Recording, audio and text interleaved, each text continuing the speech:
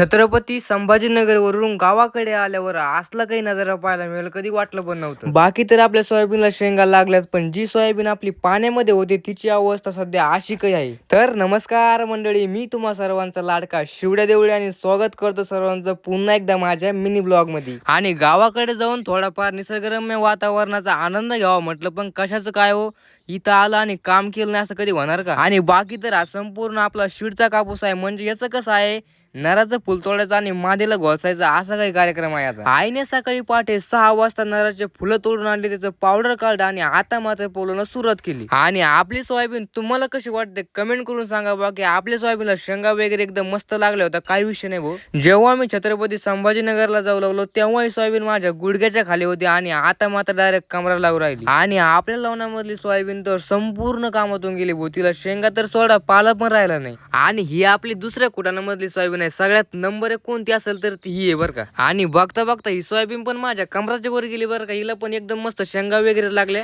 तर चला मग बाकी निसर्गरम्य वातावरणाचा आनंद घेतो, कारण शहरामध्ये